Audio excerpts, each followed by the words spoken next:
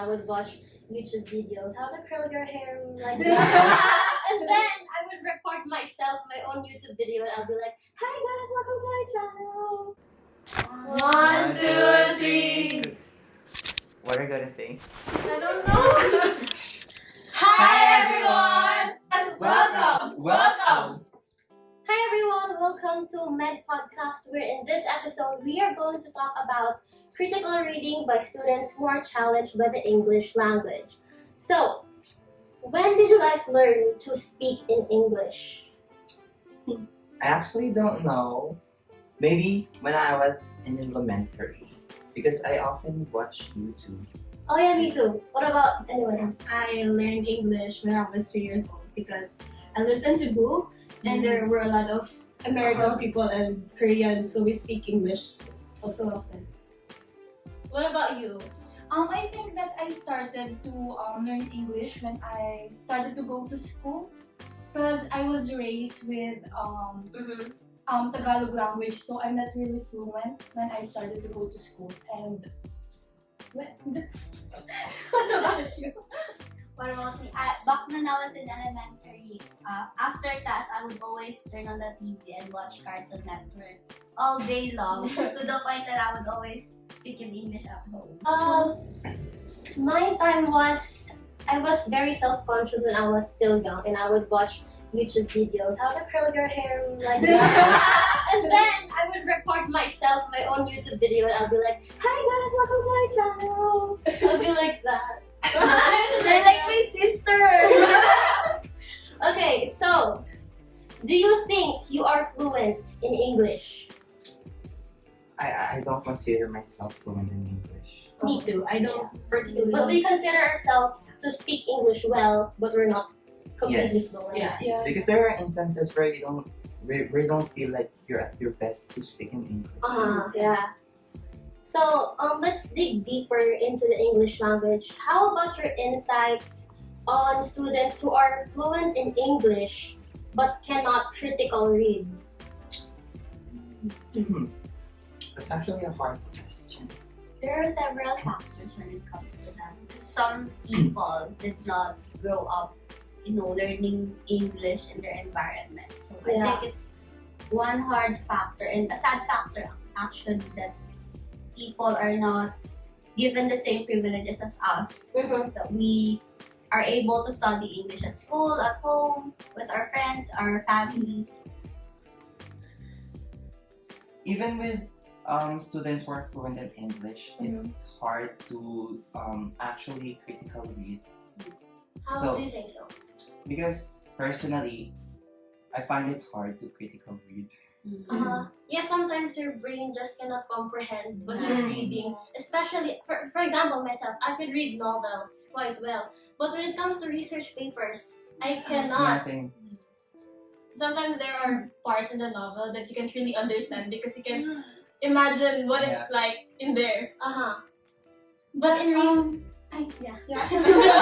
But speaking of privilege, do you think that being fluent in English depends on the school you went to, like on public or went on private school? Well, personally, I studied at a private school, but I don't think it really helped me. if not, then what helped you? YouTube. Yeah, you do. Yeah. It really depends on the person. Yeah. To how you will learn about speaking in English, reading it critically, and how you understand stuff. So Yeah, I actually don't think it depends on whether you're from private or public school, but it's about how you learn English at home. I think we learn English at home most than in school. yeah. Well, I remember, I came from a private school, but I remember this one professor back in 9th grade. She would put this she would put this English only policy in class. So what are your insights about English only policy? Does it help critical reading or does it not? Is it just to make the students not understand the lesson? For example, I am not good in English and you would implement English only policy. Would it help me or would it not? I feel like it wouldn't help you personally because I think that if you speak English straight on the class, I feel like if you don't understand something, you're going to ask to your teacher, "Ma'am, what does this mean?" And she will going to speak in English, and then you will not understand because you're not fluent in English. But also, I think they do that to push students As a to challenge. learn it. To widen their vocabulary. Yeah. But at the same time, it's hard because you have no like background of what the meaning of that word is. Yeah. There's really two sides in every Yeah. how you learn. Do you think students will read critically? Because for me, I feel like student doesn't pay attention anymore to English class, which affects their understanding of the different subject as well because they're still in English. So they cannot understand. They don't fully understand what it means. For example, there's this one time in biochem or like biostatistics where there's this question asked, and we thought because it's in different sentence, it's been paraphrased. We didn't know how to answer it. We answered a different word just because it's been paraphrased.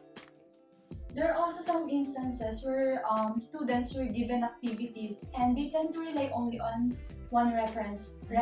And in worst case scenario is on Wikipedia, and as we all know, Wikipedia is a not reliable source since it can be edited by everyone.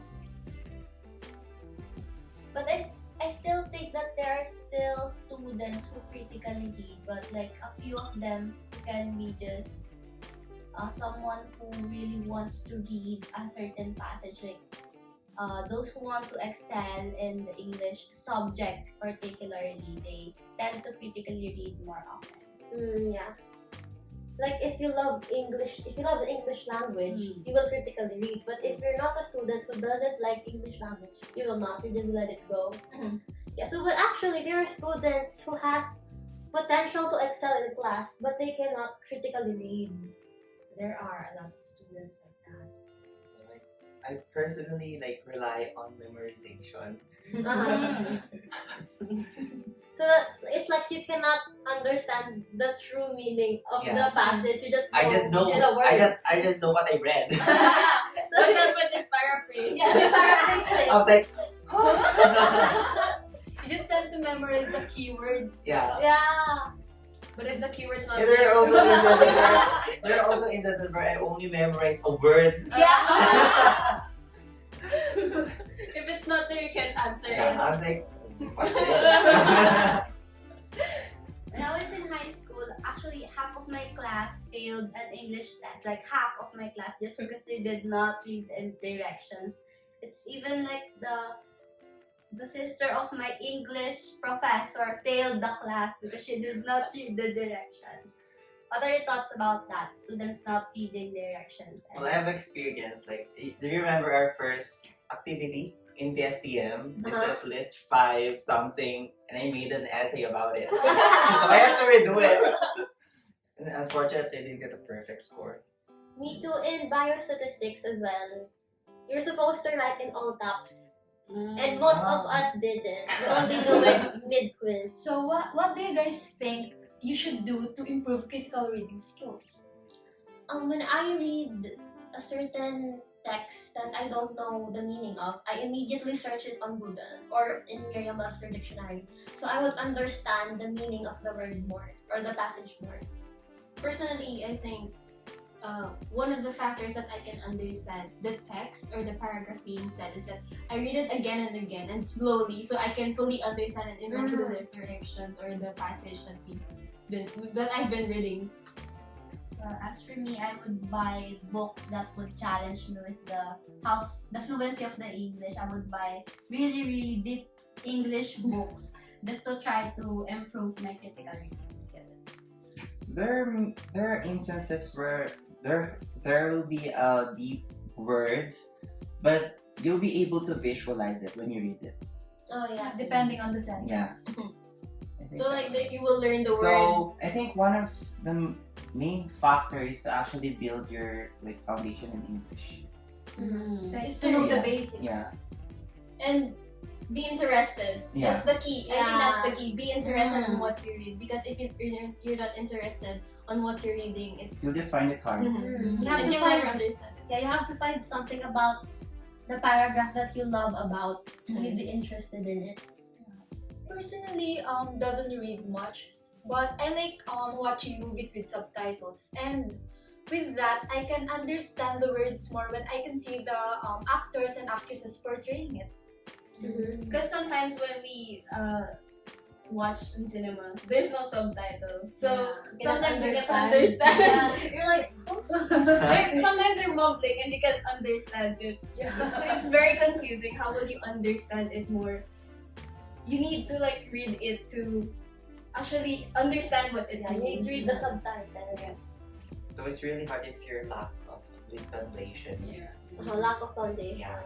Because I remember during like my 10th grade, my English teacher, I was just like including words that are cool in my head.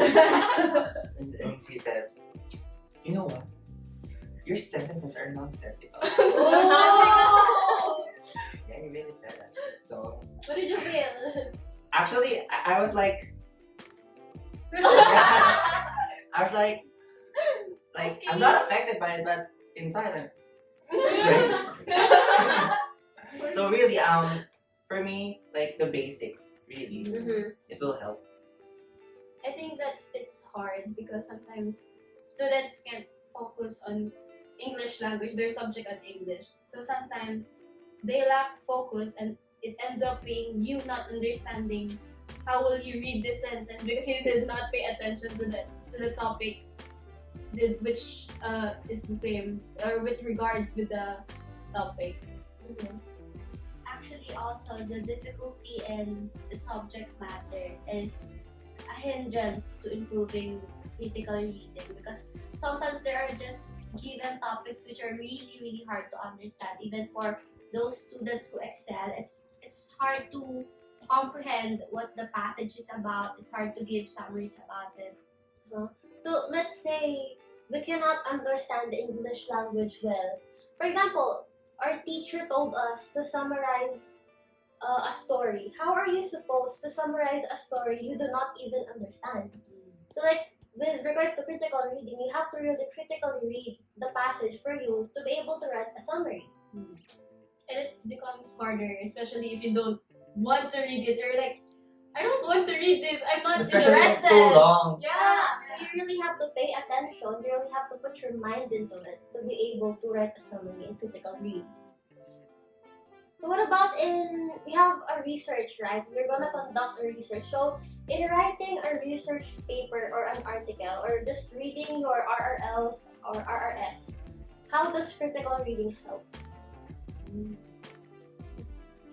I think it helps with knowing what to put in your paper, because if you put just random RRLs and RRS, it's just Unrelated. gonna Yeah, You you're not need- gonna be criticized by Yeah. You need to read it for it to make it sense. To make it have a sense that I can use this because it relates to my topic.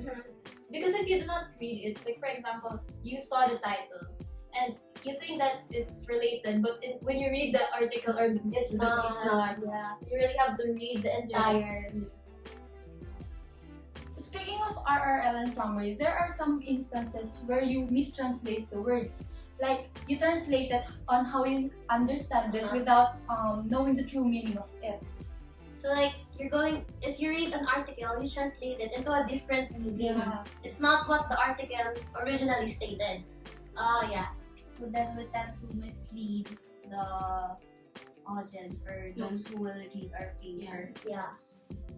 And then Unintentionally. the panel would notice And that. then eventually the misinformation will just keep on going. Yeah. Yeah. Because you misinterpreted it, and they will. I think if they don't understand it well, they will misinterpret it as well, and it will just go again and again.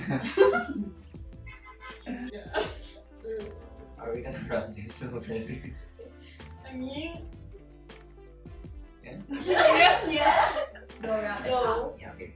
So if you wanna see more of us, high grades. High grade! Us. High grades! Us. Comment below our future episodes. Like and subscribe!